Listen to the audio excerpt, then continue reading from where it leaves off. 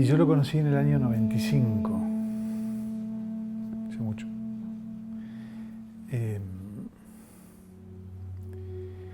Cuando lo conocí me impactó mucho.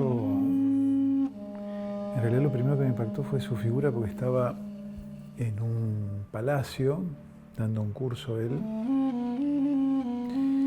Yo estaba hablando con varios médicos que participábamos de ese seminario en Málaga y sentí un aire frío, como un viento. Y vi una figura grandota, 1,90 m casi, con el saquito corto de los típicos de los hombres muy altos. Y lo miré al amigo con el cual estaba, con el doctor Johannes, y me dijo, ese es Hammer, ¿no? Y bueno, el primer encuentro con él fue en esas clases que eran casi grotescas, porque eran centenares de personas con sillas de rueda, con bastones, que lo iban a ver como si fuera un sanador, ¿no? Y él los hacía pasar y estaba en un escenario, y entonces él con su lupa tomaba la tomografía y sin escuchar al paciente le decía todo lo que tenía. Y nosotros anotábamos y nos sorprendíamos y nos maravillábamos de esa situación. Era la época de oro, ¿no? Porque después vino la época oscura.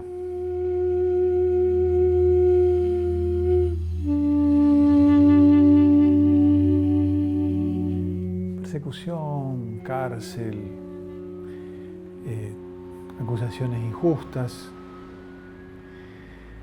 Pensemos que Hammer fue condenado a 2 años de prisión la primera vez en Alemania por una ley del nazismo, ¿no? Donde se lo acusaba de ser cómplice en el ejercicio ilegal de la medicina, porque como él escribía libros que leía gente que no era médica y después actuaba lo que decían esos libros, él era cómplice en el ejercicio ilegal de la medicina. Preso 2 años por eso. Contaba Vicente Herrera una vez que él lo iba a visitar y lo dejaban desnudo en la cárcel, en la celda, le tiraban baldazos de agua. Es decir, bastante incomprensible la estupidez humana, ¿no? Como decía Einstein, hay 2 cosas infinitas, ¿no? El universo y la estupidez humana. Del universo no estoy totalmente seguro, decía Einstein, ¿no? Cuando terminó, fuimos a comer y eran 13 discípulos, era muy extraño todo, ¿no? Todo muy místico. Y Hammer estaba sentado debajo de un árbol comiendo una paella en el parque de ese palacio, ¿no? Y nos acercamos con Johannes, que Hammer en ese momento no hablaba una palabra en castellano, y se presentó, me hizo una reverencia, era un hombre muy, muy amable. Y dijo esa frase que a mí me impactó tanto, ¿no? Necesito médicos manos calientes para hacer medicina acto sagrado. Dijo, ¿no? Una cosa que siempre recuerdo. También recuerdo que me preguntó cómo estaba la nueva medicina en Argentina.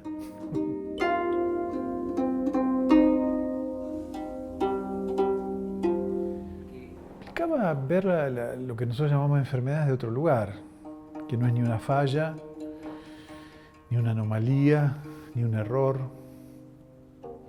sino que es un programa previsto por la evolución para situaciones especiales. Eso es lo que dice Hammer, claro. Después pasaron los años.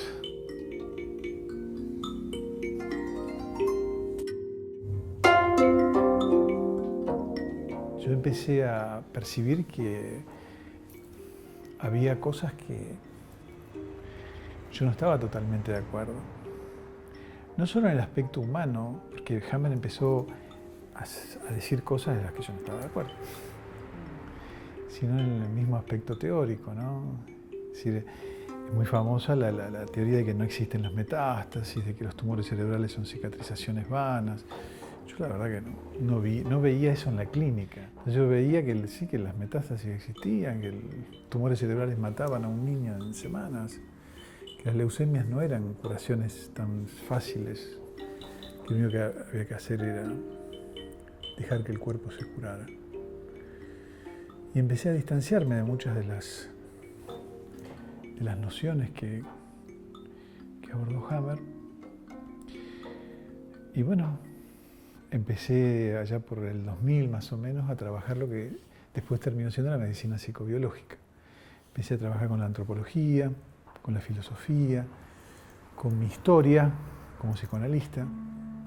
O sea que enojó mucho Hammer con esto.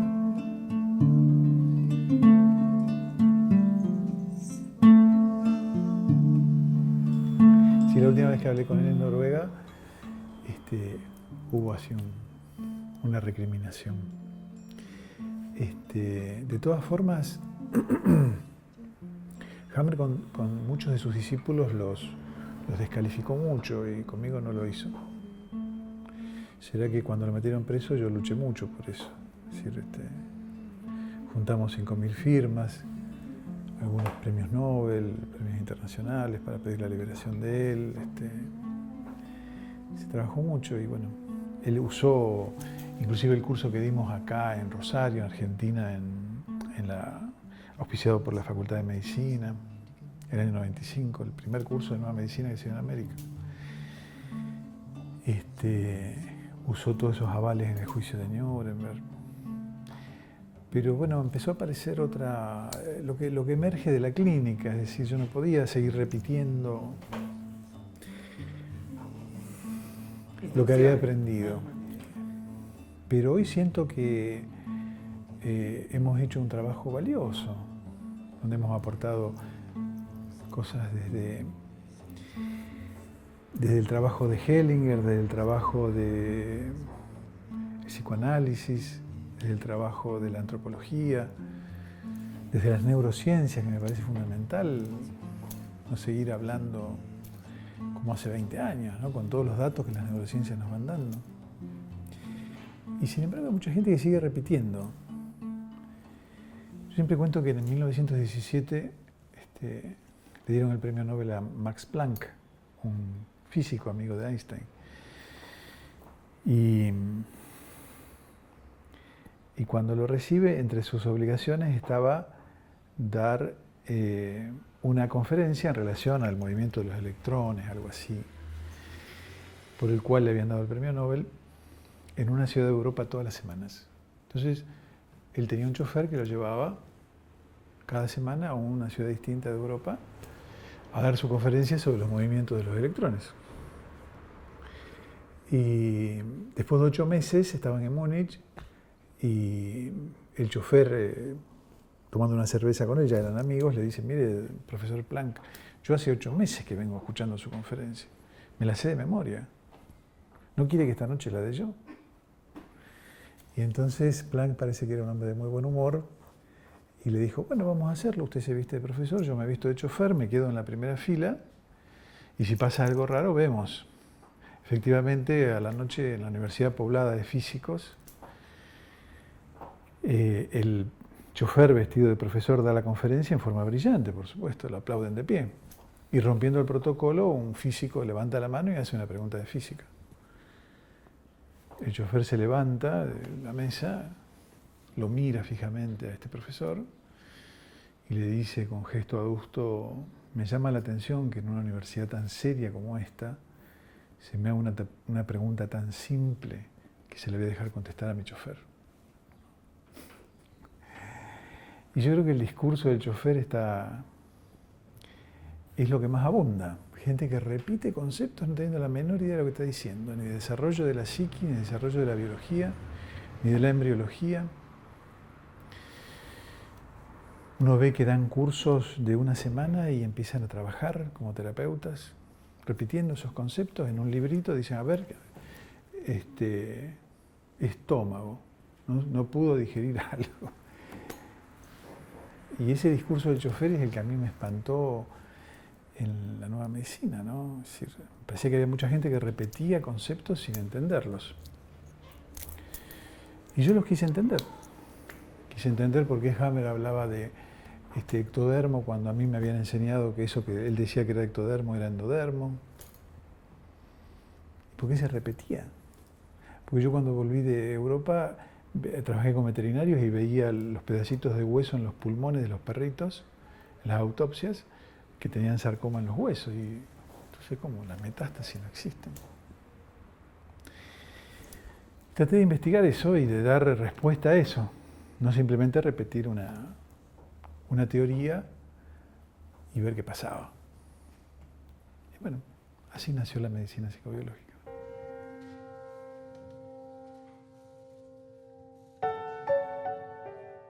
Enfermedad viene de infermitas, que significa falta de firmeza.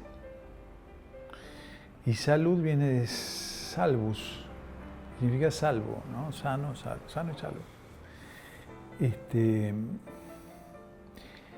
Hoy si vos pedís una definición de enfermedad te dicen que es una alteración de la fisiología normal de una o varias partes del cuerpo con síntomas más o menos característicos. Esa es la definición oficial, ¿no? Hubo otras definiciones. En un momento se decía que era cuando no se tenía salud, era la enfermedad, ¿no? O el equilibrio entre el cuerpo, la mente, el espíritu, la sociedad. Bueno, pero la verdad que nunca se entendió. Entonces se quedó en esto. La alteración del estado fisiológico en una o varias partes del cuerpo con síntomas más o menos característicos.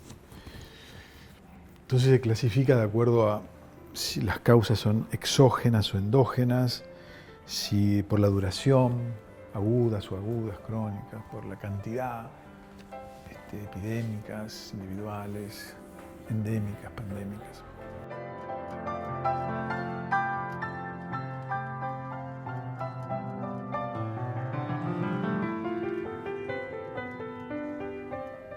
Lo que sí podemos decir que la enfermedad no le gusta a nadie, es decir, nadie quiere estar enfermo.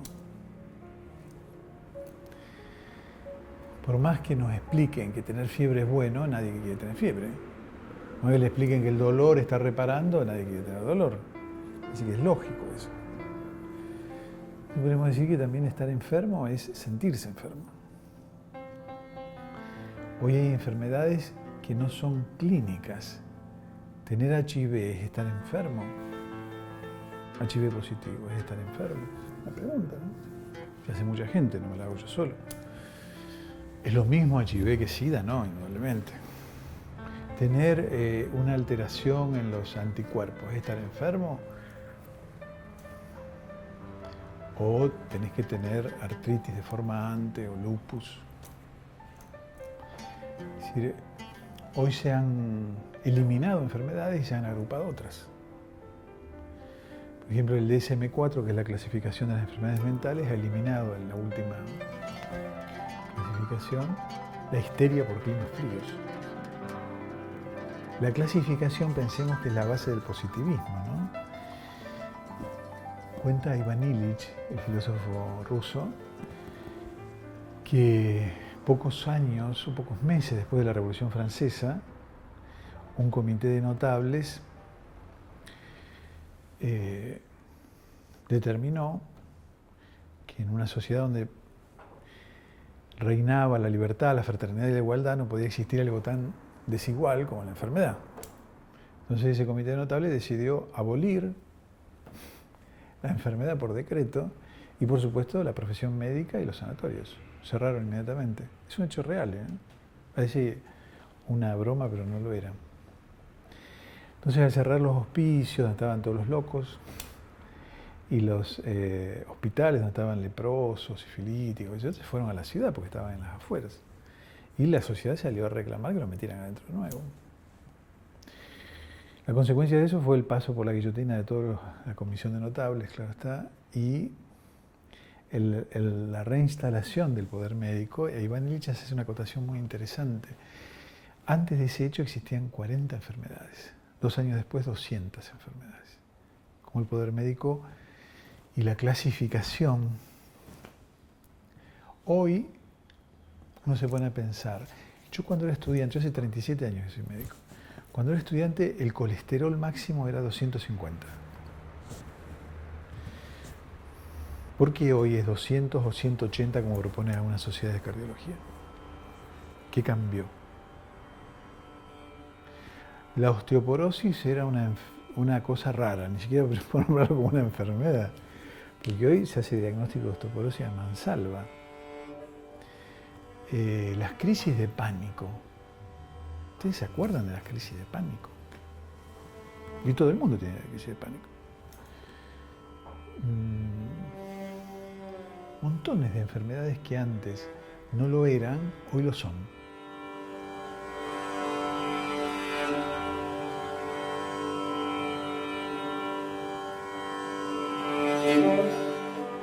Un amigo mío de español, Vicente Herrera, publicó en España una estadística maravillosa, del 75 y del 80 me parece que es.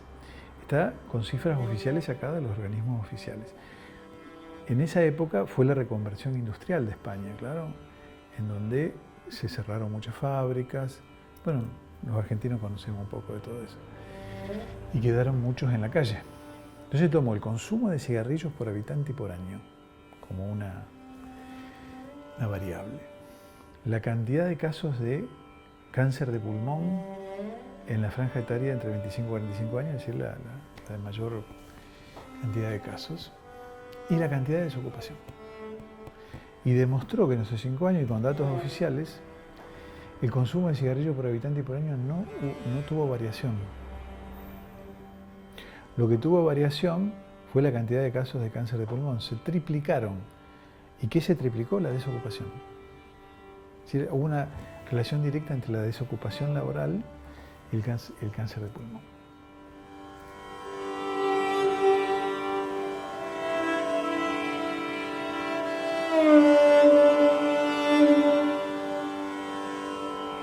Uno se pregunta, ¿se enferma la persona? ¿Se enferma el grupo social? ¿Se enferma la sociedad? Yo te cuento esto. Un niño muere de hambre cada 5 minutos. Estadística oficial de la UNICEF, en el mundo. No tenemos nada que ver con eso. El otro día atendí a una paciente médica que me contaba que había presentado un proyecto oficialmente para prevenir las adicciones. Entonces me interesé. Y el proyecto era magnífico porque era estar en la familia y si el padre de la casa se quedaba sin trabajo, conseguirle rápidamente un trabajo. O si no iban a la escuela los chicos, averiguar por qué. Por supuesto que fue abortado inmediatamente el proyecto, metieron a un político y bueno. La medicina psicobiológica lo que viene a decir es que la enfermedad es un hecho social. Uno quizás lo pueda entender más fácilmente con una historia que me regaló un antropólogo de Papúa. Yo había escrito un libro en la década del 90 que llegó a Papúa, Misterios de la Vida. Y al leerlo, este antropólogo, Alex, me envía una carta manuscrita diciéndome que quería compartir. Él era antropólogo, vivía hace 10 años en Papúa y quería compartir conmigo cómo trataban esos pueblos originarios a los enfermos. Entonces me cuenta que enfermedad para ellos es lo mismo que para nosotros, es decir, un malestar que no entendemos y que necesitamos resolver. Puede ser un tumor que aparezca del tamaño de un zapallo, o ver sombras, o transpirar mucho. Entonces me contaba que cuando alguien está enfermo, va a ver al chamán, al jefe de la tribu, que también es brujo, o médico, o chamán. Y este lo escucha e inmediatamente convoca a toda la tribu. Y ahí están todos, niños, ancianos, el enfermo, mujeres. Entra en trance el chamán y lanza una pregunta que Alex traduce literalmente y me pide que sea respetuoso con esa traducción. ¿Quién ha cometido una injusticia? Es decir, me aclara que no es quién le ha cometido, sino quién ha cometido una injusticia. Entonces el chamán enfrenta uno por uno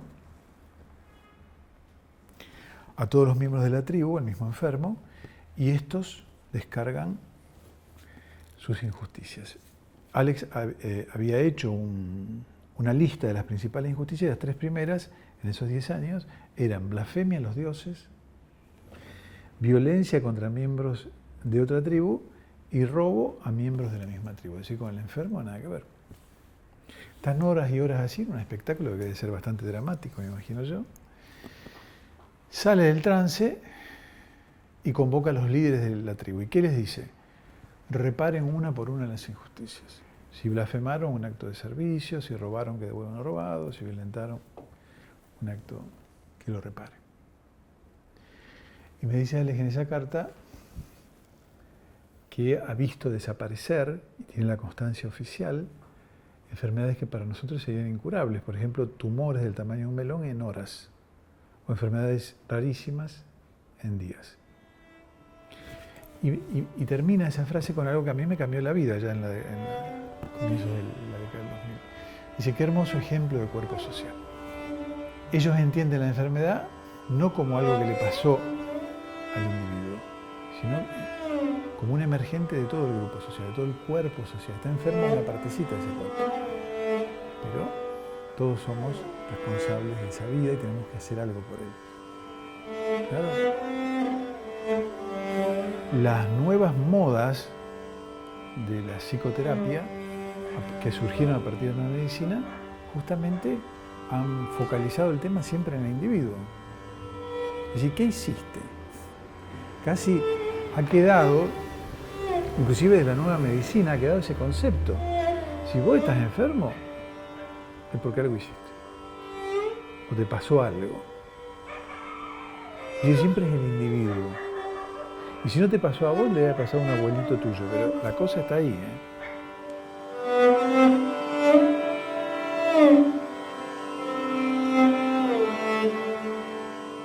Se me ocurrió empezar a pensar en que había enfermedades en donde el cuerpo era exigido hasta tal extremo que podíamos llamarlas enfermedades de la explotación. Por ejemplo, si yo me como todos los días 1 kilo de dulce de leche, yo estoy exigiendo a mi estómago a producir una cantidad de ácido clorhídrico que es excesivo. Ni hablar de intestino, etcétera, etcétera. Yo me trago ese dulce de leche. Si yo me trago un montón de injusticias de mi jefe, también estoy haciendo lo mismo. Lo estoy exigiendo al estómago a producir más enzimas para tragarse eso. Así que las enfermedades de la exigencia serían todas las itis, todas las inflamaciones. Llamativamente, son las enfermedades que más se curan. Parecía ser que la sociedad ha encontrado una forma de contenerlas. Uno diría que no es una enfermedad, porque comerse 1 kilo de dulce de leche no es una enfermedad. Si yo tengo gastritis por comer 1 kilo de dulce de leche, no es una enfermedad. En todo caso, es un acto contra mi vida, qué sé yo, un suicidio alimenticio. Pero no es una enfermedad. Yo tendría que dejar de comer el dulce de leche, dejar de exigirle a mi pobre estómago que esté haciendo lo que hago. Con cualquier órgano lo podemos tomar. Si yo fumo 40 cigarrillos por día, lo estoy exigiendo a mis pulmones que tengan que filtrar todo ese monóxido de carbono y el alquitrán. A esas enfermedades, digamos que la medicina responde rápidamente, con medicamentos, con dietas, con actividad física. Y esas enfermedades yo las asemejé a lo que Hammer dice de la enfermedad en general. Hammer dice que la enfermedad es la activación de un programa cerebral frente a un obstáculo de la supervivencia.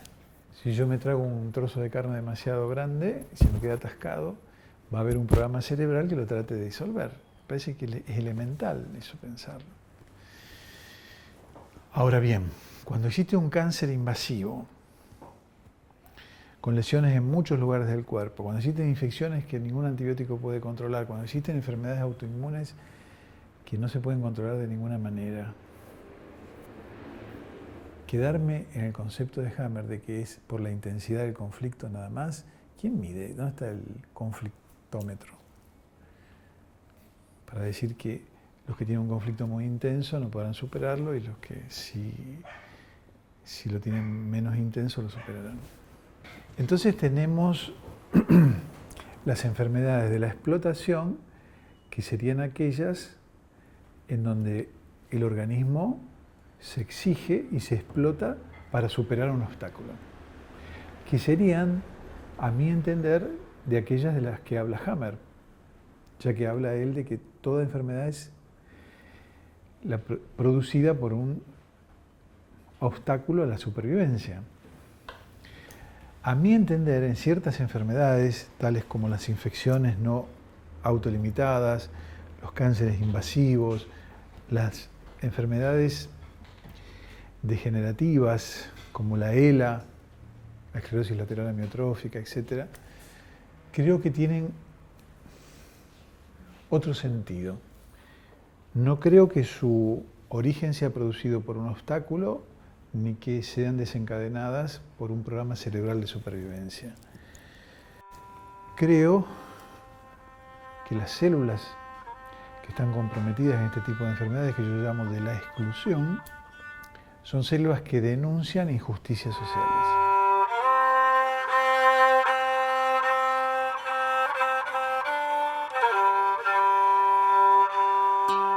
Son células que forman algo así como un pedazo, células que no inscriben lo simbólico, células que están en desacuerdo con la organización social imperante. Es la biología que se rebela contra la sociedad. Si analizamos así muy superficialmente la conducta de las células del cáncer, las 5 características de las células del cáncer son la impermeabilidad de la membrana, es decir, no dejan entrar ni salir nada.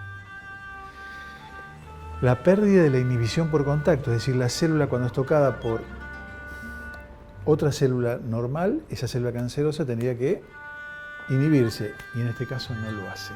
Pierden la inhibición por contacto, es decir, no se frenan más. El potencial ilimitado para dividirse, es decir, tienen un núcleo tan grande que pueden dividirse y dividirse permanentemente.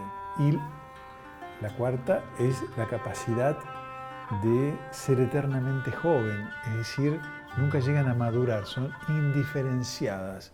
No se diferencian en una célula específica del estómago o de la mama, sino que quedan inmaduras, eternamente jóvenes. Y la quinta es la formación de vasos sanguíneos propios, lo que se llama la angiogénesis, que le dan alimentos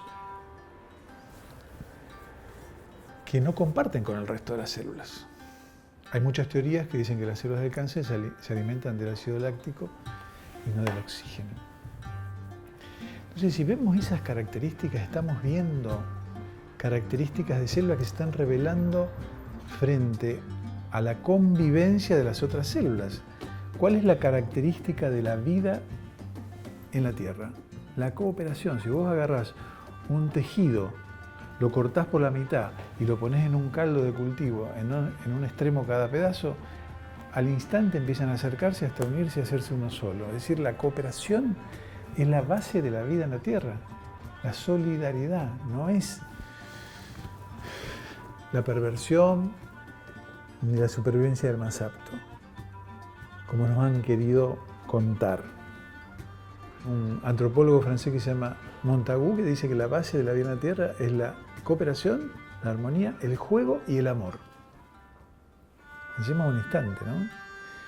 Nosotros nos dicen todo lo contrario, que las células nos quieren destruir, que sobrevive el más apto.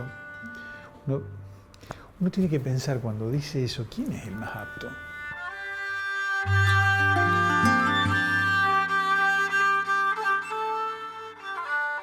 Una vez se hizo una estadística, esto es top secret, con 40 personas que sobrevivieron a grandes catástrofes, genocidios, cánceres terminales, secuestros, naufragios, accidente de avión.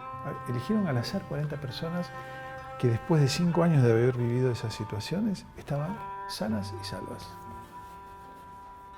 Las estudiaron durante 2 años haciéndole todo tipo de test psicológicos, entrevistas, para saber qué era lo que las caracterizaba para que sobrevivieran después de 5 años a semejantes tragedias. Cuando publicaron el trabajo fue demoledor, porque uno piensa que ¿quién es el más apto? Las tres características que tenían esas personas eran el egoísmo, la capacidad para mentir y la aniquilación del adversario sin culpa. No el coraje, no la solidaridad. Y cuando trabajan en ese estudio, demuestran que el egoísmo de ninguna manera es solo pienso en mí. El egoísmo es primero pienso en mí, primero me salvo y después ayudo al otro. Es un mecanismo de supervivencia. Hasta las azafatas en los aviones te lo dicen. La capacidad para mentir de ninguna manera es el engaño del adversario para dañarlo, sino la capacidad de crear una verdad. La vida es bella. La película La vida es bella. Es decir, crean una verdad para poder sobrevivir. No tengo un cáncer, tengo un cachito de carne que me sobra. A eso le llamamos mentira. Machado decía algo maravilloso. Decía en un poema, se miente en demasía por falta de fantasía. La verdad también se inventa. Y los sobrevivientes saben inventar verdades. Y la aniquilación del adversario sin culpa es algo que yo aprendí muy jovencito. Cuando era estudiante de medicina de tercer año, en el viejo hospital Clemente Álvarez, cuando todos se iban, yo me quedaba, me sentaba al lado de la cama de los pacientes y le preguntaba el nombre, el apellido, el diagnóstico y conversaba un ratito con ellos. Y en una libretita negra que era bastante famosa, anotaba con una letra muy chiquitita una palabra. Autoritario, dócil, quejoso, sumiso. Hice más de 300 entrevistas de ese tipo. Después me fui al psiquiátrico y me enteré de algo, año 1977, que no había cáncer en los hospitales psiquiátricos.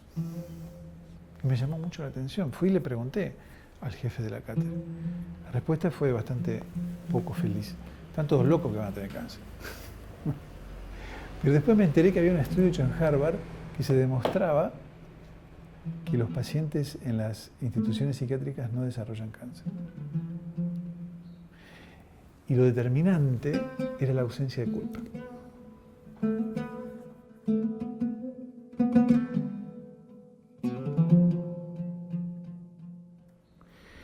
Entonces, si pasamos un hilo conductor, el egoísmo como virtud, yo sobrevivo y después te puedo ayudar.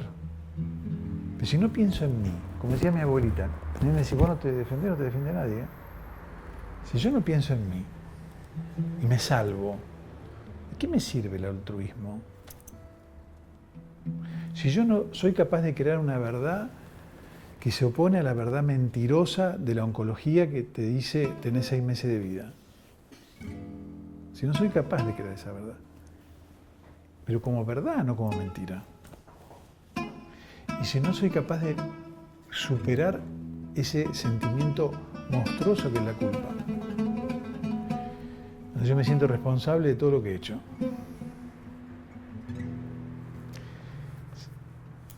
Bueno, eso es lo que yo trato de enseñarle a mis pacientes. A que sean egoístas, mentirosos y no culposos. Será por eso que tengo tantos. Pero he visto tanta gente morirse en 37 años de médico, niños hermosos, que uno se enamora apenas los ve, hombres de bien, personas sabias. Yo me acuerdo que una de las cosas que más me impactó es enterarme que Krishnamurti había muerto de cáncer de páncreas. ¿Cómo Krishnamurti se va a morir de cáncer? Muchos místicos, sabios, y se morían todos de cáncer. Siempre que pensemos que el cáncer es individual, es producto de la persona, no vamos a entender nunca nada. Tenemos que entender que los que se mueren de cáncer son los más sensibles, los que están tomando sobre sí el dolor de una humanidad que no da más. La organización social está basada en la explotación, en la exclusión. La exclusión se la ha tomado como un elemento de afuera adentro en lugar de arriba abajo. Entonces, adentro, abajo pero adentro. Se niegan las clases sociales, se niegan los poderes de sometimiento. Y es indudable que frente a eso empiezan a aparecer decidores de una verdad en donde el individuo es el culpable de todo. No se sabe adaptar. Aparte del asco que me produce todo esto, ¿no? Tenemos que trabajar para darnos cuenta de la trampa en la que estamos. Porque estamos perdiendo vidas maravillosas. Es decir, cuando yo te dije así al pasar que 5 niños se mueren de hambre en el mundo, si en estos pocos minutos,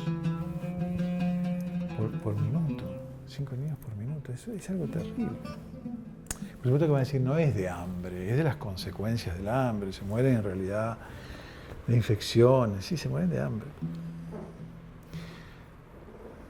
Entonces las enfermedades de la exclusión vienen a referirnos a esa respuesta de una biología basada en la cooperación, en el amor, en el juego,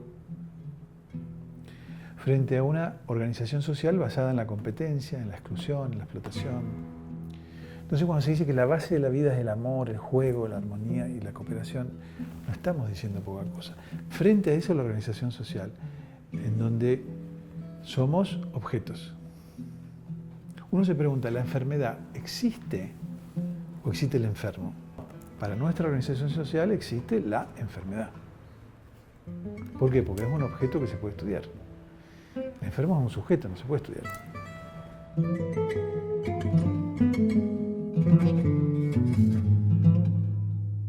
Claro, no hay objeto de estudio. Hay un sujeto que se escucha.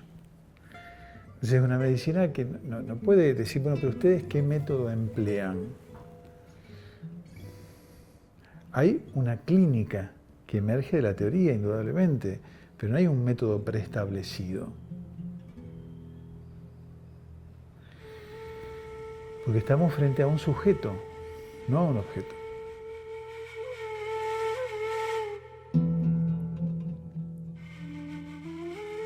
Indudablemente, ese trabajo implica un trabajo interior, un trabajo individual de cada uno también, y social de cada uno. Es decir, una persona que no ha abordado su problemática individual, familiar y social, no creo que sea apta para abordar la problemática de nadie. Creo que lo primero que tenemos que hacer es trabajar con nosotros mismos, saber para qué estamos, saber que nosotros también somos mercancías, que somos bienes de cambio, ¿no? Y no seres sagrados, individuales, únicos, irrepetibles.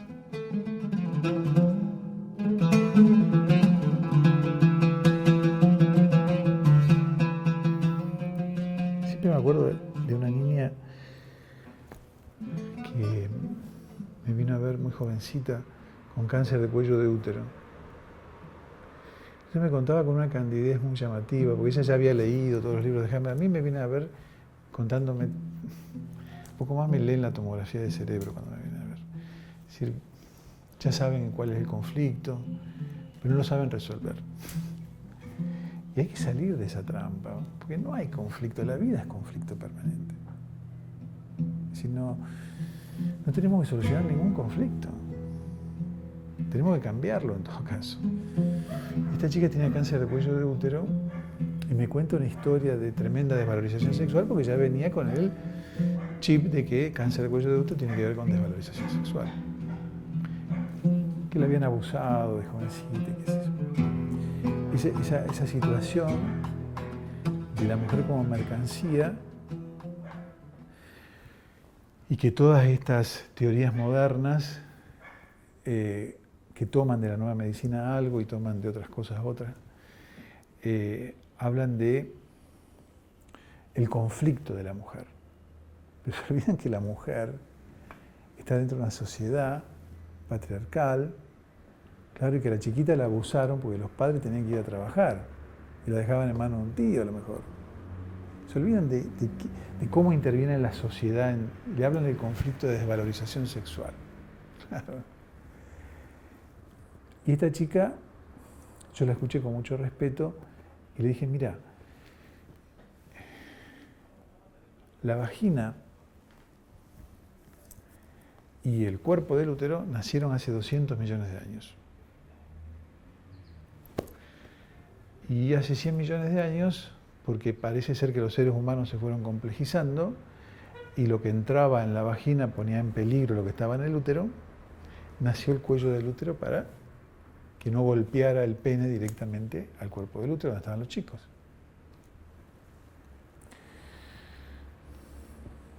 Podríamos decir, le decía en forma muy jocosa, que es un conflicto entre la puta de la vagina y el santo del cuerpo del útero, o la santa para no hacer una cuestión de género.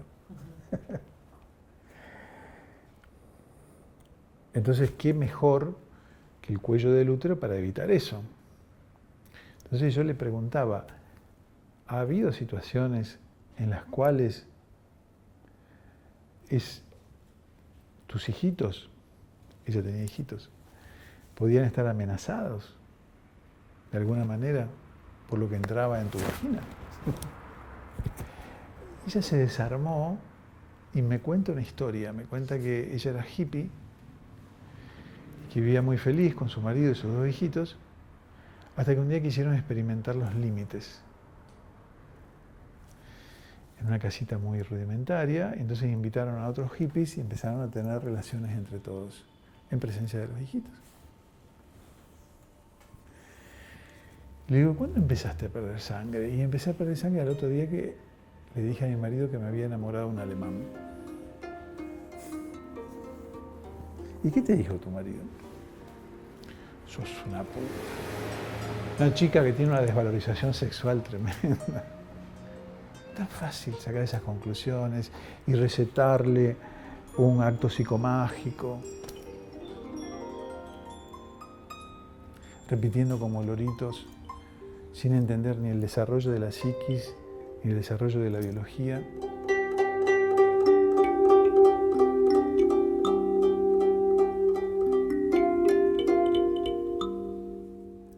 Bueno, lo primero que uno hace es abrazar al paciente, ¿no? Abrazar y decir, estás en casa, estás cuidado, estás protegido. Fue con final feliz, ¿no? Porque ella decidió ir a vivir con su madre, con sus hijitos y comprarse me decía de forma muy infantil, me decía, comprarme un colchón queen. Y vivir de otra manera, ¿no? Dándose cuenta que no podía poner en peligro la vida de sus hijitos. Y que la biología hace eso cuando la organización humana pone en peligro esto. Entonces las enfermedades de la exclusión no son enfermedades, son desafíos para que nosotros cambiemos la sociedad. A mí siempre cuando me preguntan cómo la cambiamos, yo siempre digo lo mismo, con la revolución. La revolución es volver, ¿no?, a pensar lo que estamos haciendo con nuestras vidas. Es decir, mientras tanto, hacemos lo que podemos.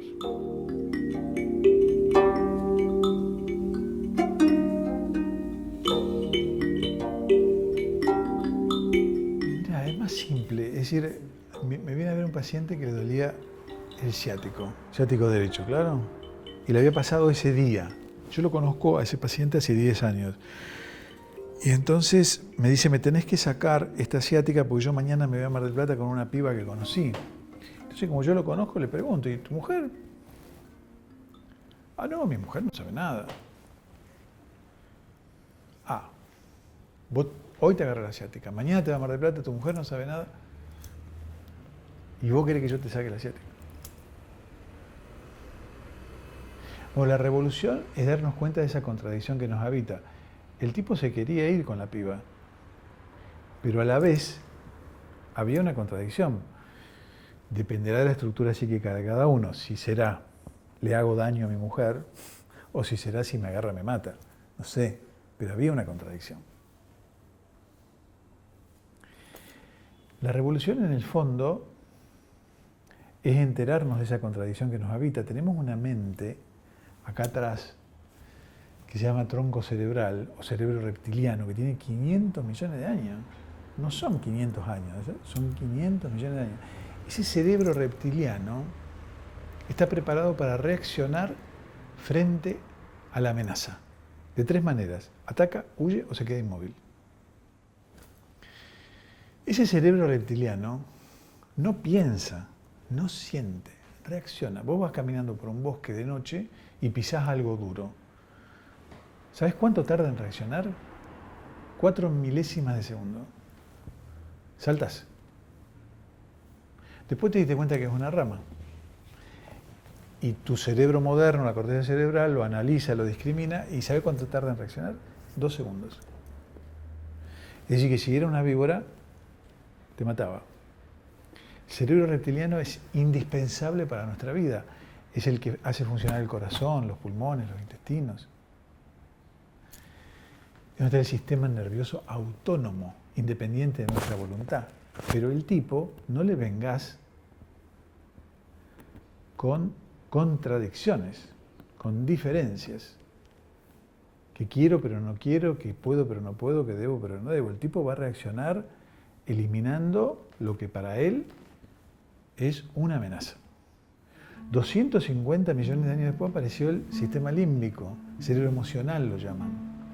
¿Por qué? Porque la cosa se fue complejizando, la vida se fue complejizando y había que evaluar. El cocodrilo se comía todo.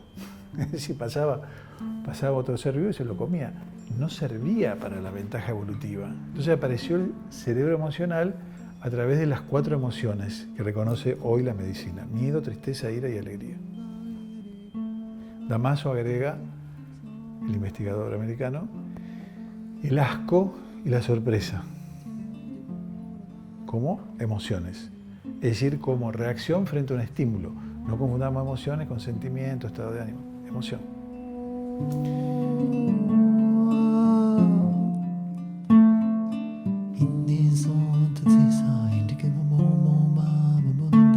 Yo lo llamo al cerebro reptiliano el cocodrilo y al sistema límbico la vaca.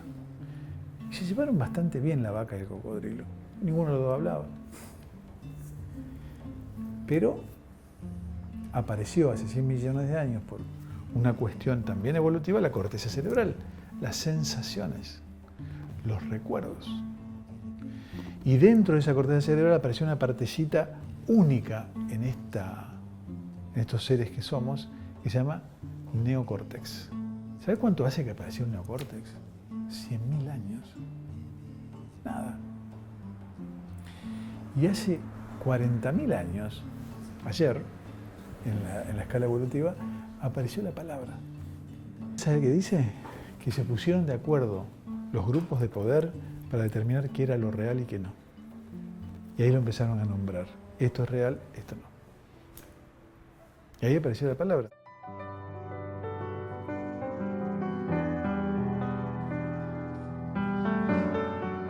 Al neocórtex lo llamó Platón. A Platón, la vaca, el cocodrilo. Según la teoría de Hammer, vendría un jabalí furioso. Platón está ahí tomando sol o leyendo a su amigo Sócrates. Viene un jabalí furioso gritando y Platón se cae. No reacciona. Es un suceso sorpresivo, no lo esperaba, dramático, subjetivamente dramático. Es imposible de verbalizar. ¿Qué va a decir Platón? Ahí viene el jabalí. Fue rápido. Apenas tuvo la reacción de caerse. La vaca lo ve venir. ¿Qué emoción le parece? El miedo, la ira, muge. Y esa emoción y la caída de Platón la recibe el cocodrilo, que tira el tarascón, se come el jabalí y se termina el problema. Ahora, ¿qué es tirar el tarascón? Es darle la orden a una célula que prolifere, que se ulcere o que se inmovilice. Y se termina el problema. Es decir, que la enfermedad, al fin de cuentas, es la solución.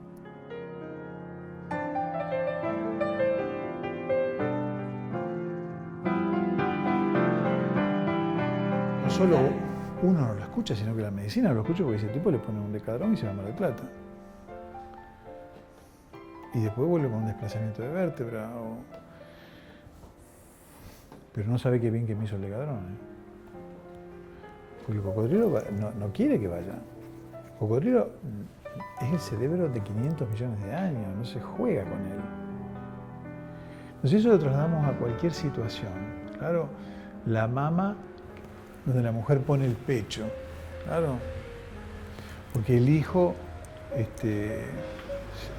se va con la novia, qué sé yo, porque la descalifica o porque la pareja la abandona, ya la mama derecha, la mama izquierda. Pero hay una contradicción en ese mensaje, es decir, el cocodrilo no va a reaccionar si Platón y la vaca no le están enviando dos mensajes contradictorios. Me quedo y no me quedo, voy pero no voy. Lo que no acepta el cocodrilo es la contradicción, la diferencia. Así que hay un dato que destaca Lacan de forma muy interesante, que el ojo madura antes que el resto del cerebro. Viste que hay un periodo que se llama el estadio del espejo, que ocurre entre los 9 meses y los 12 meses, donde el chico se mira al espejo y se ríe. Antes se miraba y no se reía, lo ignoraba.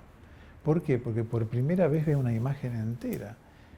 Lacan, en una traducción que hace un psicoanalista argentino, dice, se caga de gusto. Ve una imagen entera. Ese ojo madura antes que el resto del cerebro, por lo tanto, podemos decir que vive en un estado hipnótico, porque la realidad que ve el ojo, el cerebro no la puede percibir. Entonces, es como que va generando una realidad hipnótica. Nuestro neocórtex produce 65.000 pensamientos por día. Se trabaja con resonancia magnética funcional y se ve cuándo piensa la persona, y se ha medido, y el promedio es 65.000 veces por día. Pero ¿sabes cuántos pensamientos de esos 65.000 son conscientes? No llegan a 400. El resto, ¿sabes quién lo piensa? El cerebro. Dice, ¿cómo el cerebro va a pensar? Yo pienso. No, si vos te vas a dormir, el cerebro sigue pensando. Hay toda una discusión en las neurociencias de si los sueños son para consolidar la memoria episódica o no. Pero en realidad seguimos pensando y pensando y pensando. Eso se llama, en algunas escuelas de psicología lo llaman diálogo interno. Dicen las malas lenguas, no me hago responsable, que el diálogo interno se crea hace 30.000 años porque había muchos predadores, había escasez de comida, entonces la persona se distraía, venía el predador y se lo comía. Entonces el cerebro, como ventaja evolutiva, empezó a crear circuitos neuronales automáticos en los cuales le avisaba siempre de la amenaza. Y el diálogo interno es siempre amenazante. No lo hagas, te va a hacer mal. Esto es terrible.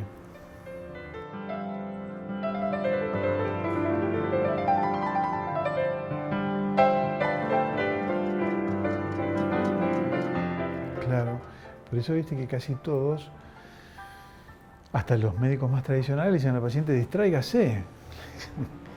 Otros lo mandan a hacer meditación. Pero el tema es parar el pensamiento, porque el pensamiento te elimina.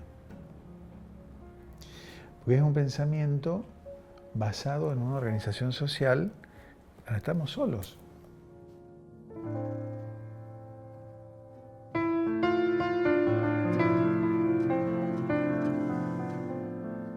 Es decir, ¿hay alguien más solo que aquel que le han dicho que tiene una enfermedad supuestamente grave? Últimamente la medicina está toda elaborada para dejarlo cada vez más solo, es decir, lo meten hasta en terapias intensivas, y yo nunca las entendí. Una vez presenté en la Comisión de Derechos Humanos un proyecto para eliminar de la faz de la República Argentina las terapias intensivas, porque no sé para qué existen. El 5% de los pacientes necesitan una terapia intensiva. Como el 5% de las mujeres necesitan cesárea, y sin embargo, 1 de cada 2 se hace. Sí, es una medicina basada en el sufrimiento.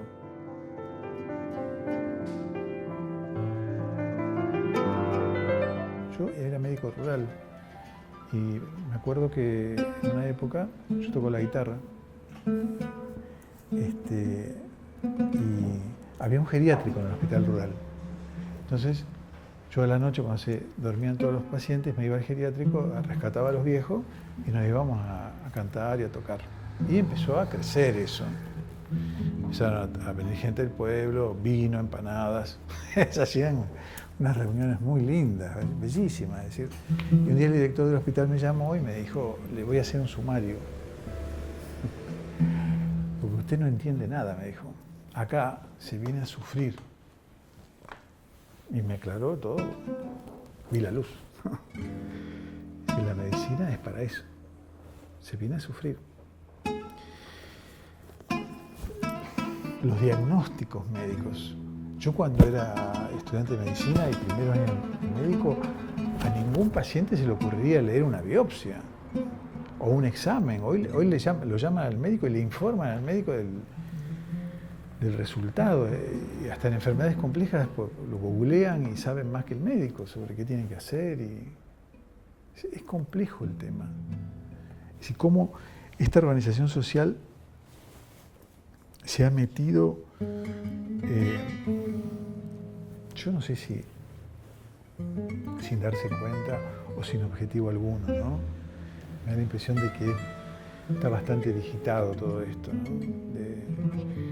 De que se debe sufrir, de que todos nos vamos a morir. Hoy no hay estadísticas oficiales de cáncer, pero se supone que 1 de cada 4 personas tiene cáncer. La primera estadística oficial fue en Canadá en 1908, era 1 cada 8.000 personas. ¿Qué pasó?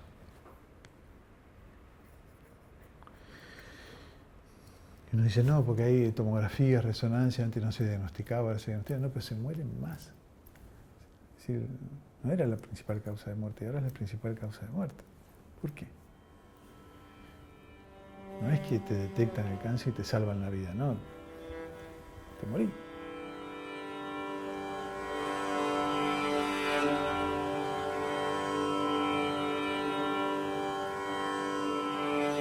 Indudablemente existe una situación de la que no somos conscientes. Es decir, el obrero paga la obra social y exige que le hagan la tomografía computada, o que le hagan los rayos. Están matando con eso, le están introduciendo rayos en su vida y él lo exige porque está pagando la obra social. Es como que estamos metidos en una situación que no entendemos muy bien. El corrimiento que se ha producido es la necesidad.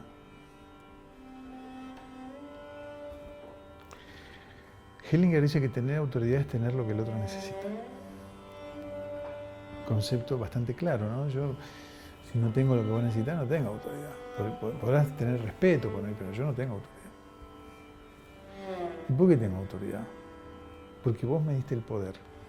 Es decir, el poder es previo a la autoridad. El poder es la opinión que el otro tiene sobre mi capacidad. Vos me lo das. No es algo que yo tengo, sino que vos me lo das. Entonces, al darme el poder, yo tengo autoridad. Lo que se ha corrido es la necesidad. Hoy parece ser que todo el mundo necesita médicos. Nadie necesita sacerdotes. Creo que tiene que ver con eso, con que hoy todos necesitamos médicos porque todos tenemos que estar sanos. ¿Pero por qué todos tenemos que estar sanos? Todos tenemos que estar delgados, por ejemplo. Todos tenemos que comer verduritas y semillas. Yo tenía un tío que tenía 97 años y un día le pregunté, ¿cómo es posible que vos teniendo 97 años, hayas llegado a tener 97 años en perfecto estado de salud y hayas hecho todo lo que la medicina dijo o dice que hace daño? Fumás unos toscanos grandotes así, comés tocino todas las mañanas, no caminás 1 metro. Y me dijo, ¿sabés qué pasa? Que cuando yo lo hacía, la medicina todavía no había descubierto que hacía mal.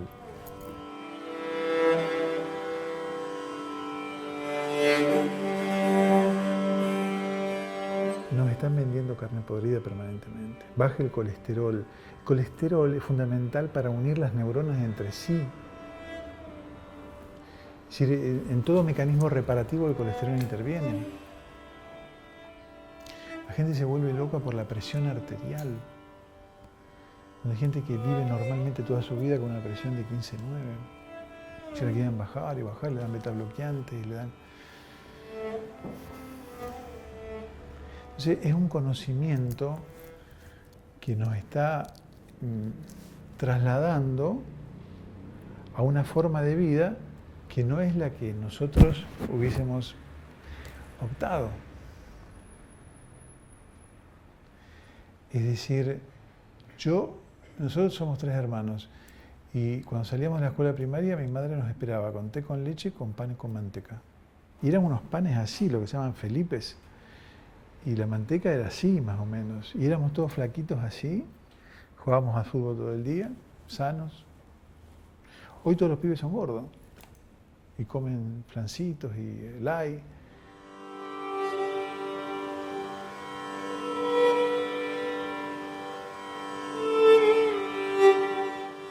Bueno, la revolución se trata de eso, de darnos cuenta, de tomar conocimiento, pero no en el sentido, de tomar conciencia, mejor dicho, pero no en el sentido de conocimiento, sino de conectarnos, empezar a darnos cuenta.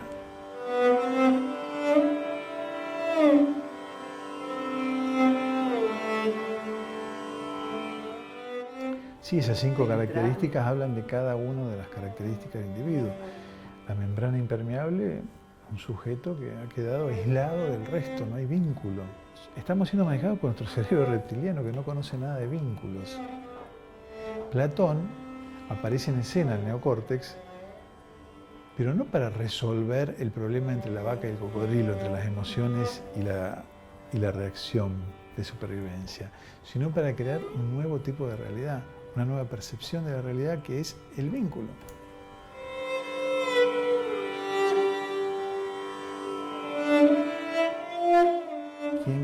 ¿Quién crea las obras de arte? ¿Quién crea la belleza en el mundo? Todo respeto por nuestros seres, por nuestros colegas en la tierra, claro, los perros, los gorilas, los peces, pero hemos creado cosas maravillosas, ¿no? Y creo que podemos seguir creándolas. Einstein decía que todo lo que puede pensar el ser humano es posible. Si se lo puede pensar es porque es posible. Si no, no lo pensaría.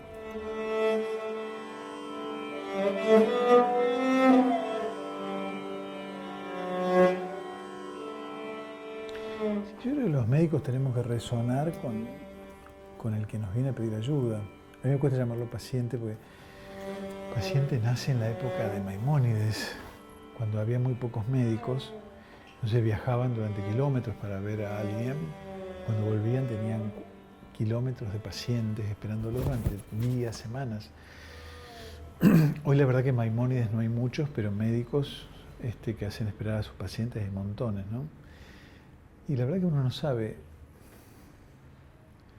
porque decir consultante parece también una cuestión casi objetal, doliente, suena bastante dramático. Es fundamental entender que tenemos que resonar con la esperanza del otro. Hay una experiencia que relata Vitus Roger en un librito maravilloso que se llama Sobrevivir, que son todas experiencias con animalitos que han sobrevivido a experiencias dramáticas, y pone una ratita en un tonel lleno de agua. Y no puede escapar la ratita porque el agua está abajo, claro. Y las ratas vos sabrás que le tienen terror al agua. Entonces en un minuto, después de intentos desesperados de sobrevivir, la rata se hunde, se ahoga. La sacan antes de que muera y la ponen en el mismo tonel pero con una canastita. Entonces la rata inmediatamente que cae el agua se sube a la canastita y se queda ahí tranquila durante 5 minutos. La sacan de la canastita, la tiran al agua de nuevo y le sacan la canastita. Y la rata nada 40 horas sin parar. Es decir, la misma rata que se hundió en un minuto, ahora esperando la canastita que le salvara la vida, nada 40 horas sin parar. Fíjate el valor de la esperanza. A mí cuando me hablan de falsas esperanzas, no creéis falsas esperanzas, no puedo decir, o hay esperanza o hay falta de esperanza, no hay falsa esperanza. ¿Quiénes somos nosotros para decir usted tiene 1 mes de vida, 6 meses de vida? Es ridículo eso, basado en estadísticas. Entonces es fundamental que resonemos con lo que necesita esa persona. Para eso hay que escucharla, que saber qué es lo que le pasa, cuál es su sufrimiento fundamental y cómo la podemos ayudar realmente. Yo sueño con una sociedad que se ocupe de ayudar realmente a las personas que están enfermas.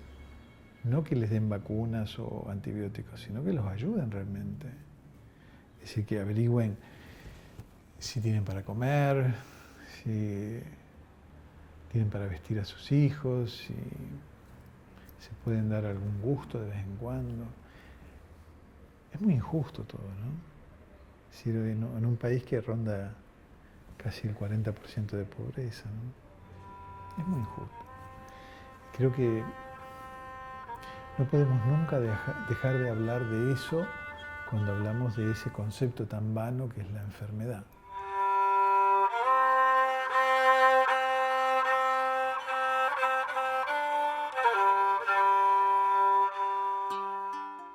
Tengo una historia, un destino, una misión. La podemos entender desde muchos lugares, desde el cerebro reptiliano que reacciona según nosotros en forma injusta, claro, porque me produce un asiático cuando yo me quiero ir con la piba esta Mar del Plata. Para ese cerebro es amenazante llevarle una cuestión vincular a una cuestión de supervivencia.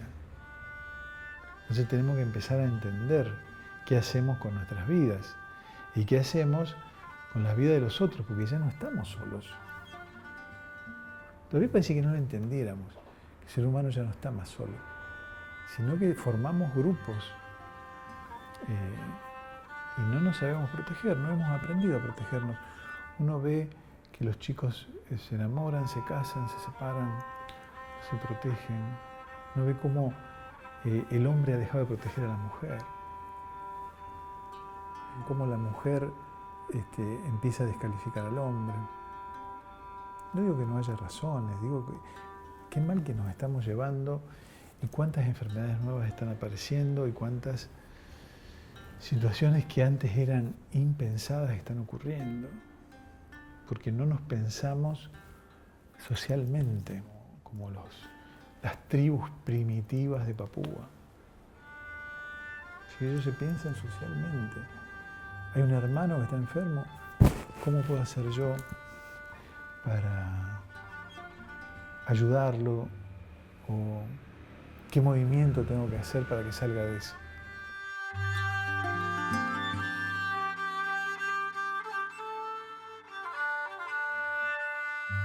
Yo viví una experiencia muy dramática en el año 82, porque me tocó hacer el servicio militar. Yo me recibo en el año 80 y los papeles no llegan, porque me recibo el 26 de diciembre, y no la puedo hacer en el 81, antes que existiera la prórroga. Y la hago en el 82, cuando se declara la guerra de las Malvinas. Entonces, el tema ese, yo lo entendí muy de cerca, es decir, no sé si ustedes son todas muy jóvenes, pero se desató una especie de furia de solidaridad, pero que se terminó en semanas. Si todo el mundo se olvidó, hoy hay más chicos que han vivido la guerra de las Malvinas, que han muerto por suicidio, que han muerto en la guerra. Hay más, creo que hay 1000 contra 600. Es decir, esa solidaridad de la que se habla, para mí es inexistente, es vacía. Es decir, tenemos que replantearnos realmente qué estamos haciendo como colectivos sociales, ¿no?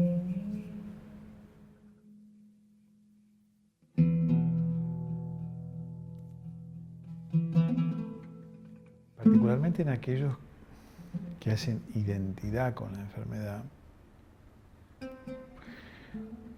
tenemos que pensar que la enfermedad no es un objeto. En realidad están haciendo identidad con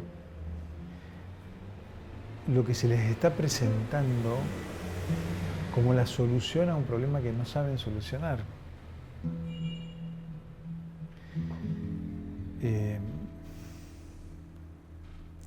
Es la única salida que tienen.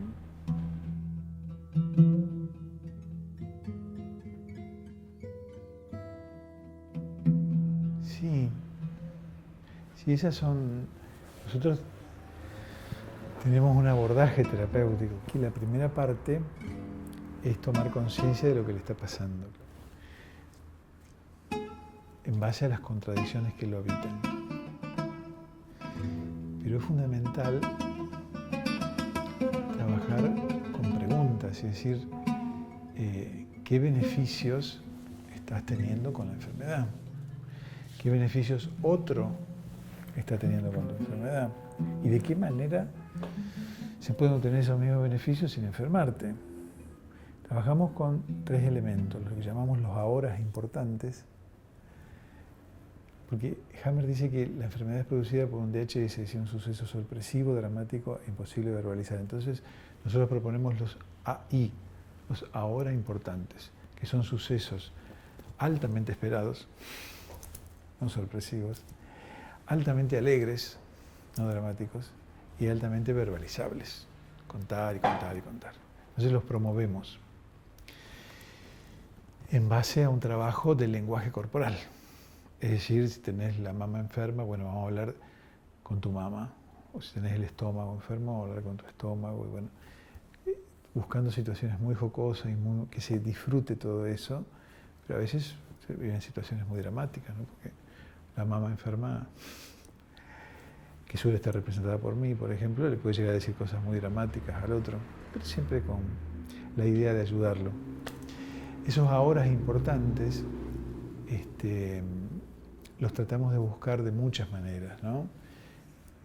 Para que la persona se dé cuenta que esa foto que se sacó, esa cristalización que está viviendo y que llama enfermedad, tiene que correr, tiene que convertirse en otra cosa. Y no sabemos en qué. Lo dramático de todo esto es que no sabemos en qué. Es decir, no le vamos a decir, mirá, se va a formar un absceso, va a drenar. No sabemos. El tema es que si no lo hacemos, sí sabemos qué va a pasar. La enfermedad va a continuar y va a continuar porque se cristalizó, se solidificó, se quedó entera ahí. Entonces trabajamos luego con la escena fundante que se llama, es decir, que lo llevamos a los primeros años de vida a través de estados de relajación o de hipnosis y que trabajamos con los mandatos familiares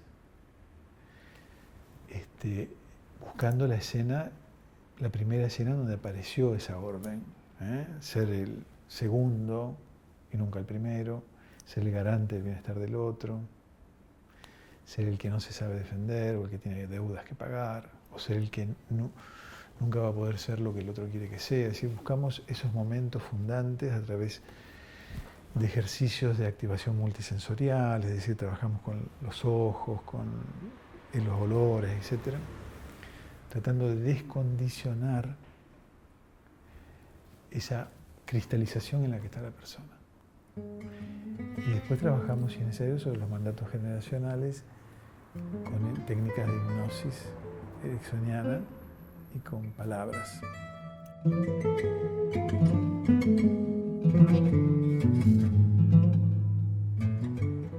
Yo creo que la persona que está enferma no sabe lo que le pasa, pero cree que sí. En general cree que es un castigo, o que se lo merece, o que es mejor que me enferme yo y no se enferme otro, o como me preguntabas recién, ahora me tengo que morir. En realidad lo que tratamos de hacerle es hacerle saber que ese saber es vacuo, ese saber no tiene por qué ser así, que puede ser reemplazado por otro, y que tiene todas las posibilidades de seguir adelante. Esa es la idea de salir de esa cristalización que es la enfermedad.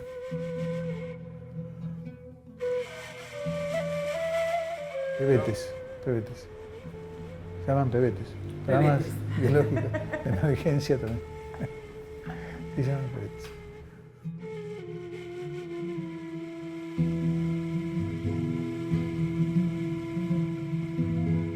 Eso se me ocurrió viendo un documental de un sudafricano cuyo nombre no recuerdo ahora.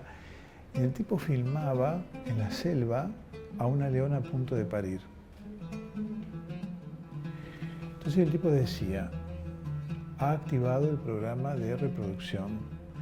Sus músculos, su sangre va hacia adentro, sus músculos se quedan sin sangre, la oxitocina empieza a intervenir, el corazón, bueno, programa de reproducción. El cuello se va a dilatar y lo va filmando. Y el investigador había programado un ruido en ese momento en la selva y emite ese ruido. Y la leona para el parto. Y ahora van a ver que el programa de defensa inhibe el programa de reproducción. Y efectivamente la leona para el parto, se levanta y empieza a buscar al posible predador que le pueda comer a las crías. Como era un ruido, ahora van a ver que vuelve a activarse el programa de reproducción y efectivamente la leona, después de un tiempo de buscar al predador y no encontrarlo, se acuesta y pare. Y yo me acordé que, siendo estudiante de medicina, había visto algo similar con una chica que estaba en trabajo de parto y nosotros entramos como 7 estudiantes de medicina a los gritos en la sala de parto porque queríamos ver un parto. Y la chica detuvo el trabajo de parto. Era de la comunidad, en ese momento llamábamos Toba, Cuón, y lo detuvo. Estuvimos 20 minutos así nosotros y nada. Hasta que entra una enfermera con muchos años de historia y dice, ala, se van todos. Y el último que salió, se escuchó el bebé nacer.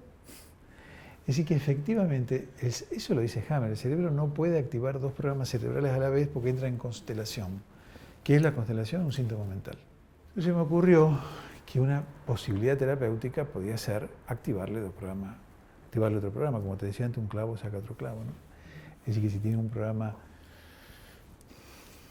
de defensa, como puede ser el de la mama o el de la dermis, activarle un programa de reproducción o de comunicación, con estrategias, por supuesto, que no puedo contar porque son sorpresivas, es decir, tienen que serlo. Pero, porque si no, no se lo activás. Claro. Pero se lo vi hacer a Hammer muchas veces eso. Es decir, estaba atendiendo a un paciente y le decía, usted es incurable. El paciente lo miraba y decía, ¿cómo? No entendí. Que lo que usted tiene es incurable. Usted no se va a curar nunca más. Y el paciente decía, pero doctor, ¿cómo me dice eso? Usted no se cura nunca más. El paciente entraba en crisis y todo el auditorio entraba en crisis, armaban unos revuelos tremendos. Y le gritaban a Hammer y le decían, no puede decir eso. Y Hammer decía, no se cura nunca más. Después me enteré que era una estrategia para sacarla de la situación a través de un nuevo conflicto. Claro, lo hacía Hammer, yo jamás lo haría, pero es una de las posibilidades que hemos trabajado como tantas otras estrategias terapéuticas. Lo que sucede es que es importante que las estrategias sean basadas en la teoría y en la clínica y no en las ocurrencias personales. No son actos psicomágicos. Leemos la tomografía del cerebro, vemos qué conflictos están activos y cómo podemos inactivarlos. Es decir, es una estrategia terapéutica.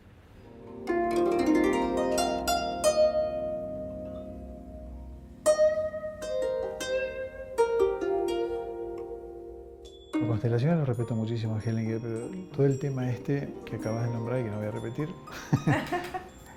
es un tema que se basa exclusivamente en la psiquis, que ignora el cerebro reptiliano, que ignora la vaca, que ignora la sociedad. Es psicosomática, moderna pero psicosomática. Si estamos en lo mismo. Si Freud hubiese sido capaz de curar un cáncer, ¿por qué no lo curó? Si es cuestión de arreglar los conflictos, ya sea de uno o de los ancestros. Es quedarnos siempre en la problemática individual. Vos sos culpable, usted es culpable, debe morir. Salvo que haga lo que le digamos nosotros, ¿eh? Ahora, si se muere, es que no se quiso morir. Es decir, no, la culpa es de él, no pudo resolver el conflicto. Siempre estamos en lo mismo. A mí me indigna porque genera pasión en la gente y yo a esa gente la respeto muchísimo. Y dicen, yo me voy a dedicar a eso. Pero pensemos por un instante qué estamos haciendo, ¿no? Es decir, si se trata de las llamadas enfermedades comunes, de la explotación, de la exigencia, bueno, seguramente lo podrán ayudar. Pero si se trata de las enfermedades arquetípicas, de la exclusión, ojo con lo que están haciendo, que hay toda una valoración social que no es tenida en cuenta Y estamos trabajando para ese sistema de explotación.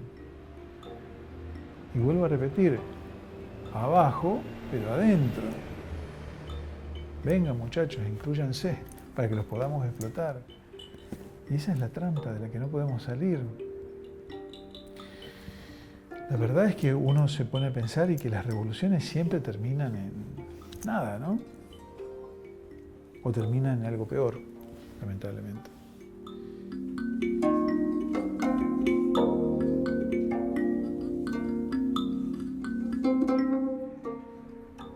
Un conocido filósofo dice que la necesidad biológica es lo más variable que existe. Y sin embargo se la considera invariable. El hambre, dice Marx, que se satisface con utensilios y plato, no es el mismo hambre que se satisface con garras, dientes y desesperado. No es lo mismo. Entonces, tenemos que empezar a entender que si no consideramos lo social en lo biológico, no entendemos nada. Y que las enfermedades son históricas. Vuelvo a repetir, hoy hay mucho más cáncer de lo que había antes.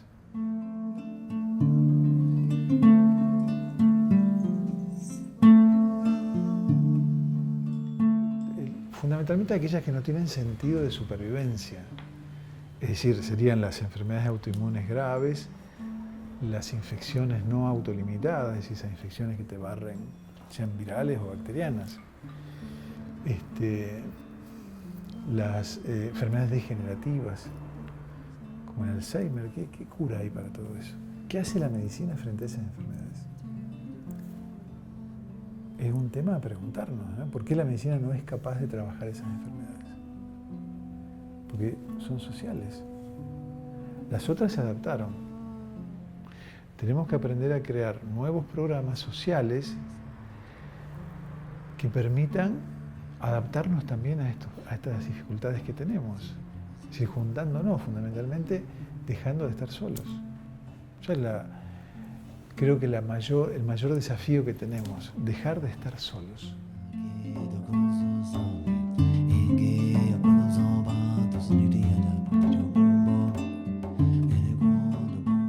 Yo en los últimos tiempos he recibido mensajes de mucha gente, llamativamente, que me dicen, mira, te traigo este libro porque dice algo muy parecido a lo que escribiste vos, y un audio muy parecido a lo que decís vos. Claro, pero no es que nos estemos copiando, es que estamos todos conectándonos de alguna manera. Entender esa conexión me parece que es la verdadera revolución.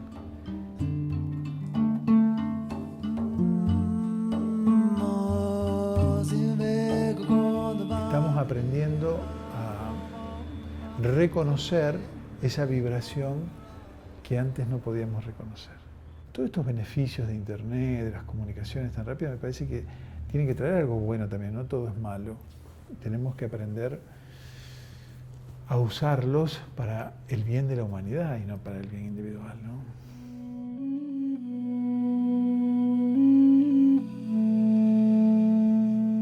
Si aceptamos que todo ser humano es único, irrepetible y sagrado, que lo tenemos que aprender a aceptar, pero no vos y yo que ya somos amigos, sino la gente que nos cae mal, también es único, irrepetible y sagrado.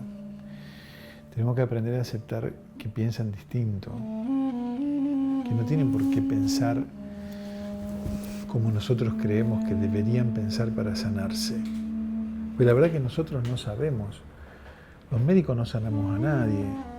Los médicos usamos instrumentos que supuestamente pueden intervenir en la curación. ¿Por qué un viejito de 95 años que tiene una infección no responde a los antibióticos? ¿Por qué se muere después de la segunda o la tercera infección? Cosa que se ve todos los días. Porque no tiene ya un sistema que lo defienda de adentro hacia afuera. Es decir, los antibióticos no hacen parar la infección. Pero para erradicarla tiene que tener un sistema inmune, y no lo tiene. Ya es la identidad es tan compleja que su sistema inmune se ha disuelto. Entonces, el tema es que tenemos que darnos cuenta que los médicos lo que estamos haciendo es usar instrumentos para ayudar a poner en marcha. Como decía nuestro querido Voltaire, la única función del médico es mantener al paciente de buen humor hasta que la naturaleza lo cure. Es decir, lo que hacemos eso a través de medicamentos, estrategias, técnicas, conversaciones, como decía, somos los médicos, los terapeutas en general. Pero no vayamos a creer que nosotros tenemos una verdad que decir, vos llevate este paquete y te curás. Entonces, si un ser humano dice, yo no quiero saber nada, a lo mejor está diciendo una verdad, porque no hay nada. Para él no hay nada. Mi madre vivió hasta los 90 años y nunca vio un médico. Salvo a mí, claro está, pero yo no funcionaba como médico. Nunca se hizo una ecografía, nunca se hizo una radiografía. Siempre recuerdo que yo era estudiante de medicina y le pido, yo me creía médico, imagínate vos, ¿no? En esas épocas. Y mi padre era bronquial crónico. Entonces le pedí una radiografía, pues decía, no puede ser que esto sea así. Y me trae la radiografía y tenía una papa así en el pulmón. Y yo la miré y dije, yo no le digo nada. Y me acuerdo del gesto que hice, me subí en la silla y la tiré al ropero, al techo del ropero, ¿no? Vivió 20 años más y nunca más hice una radiografía. No estoy diciendo que no haya que hacer nada, estoy diciendo que cada ser humano es un mundo. A mí me parece que cada ser humano no tiene por qué todos comer verduras, todos ser macrobióticos, todos no tomar vino. Así que en la individualidad está la posibilidad de juntarnos.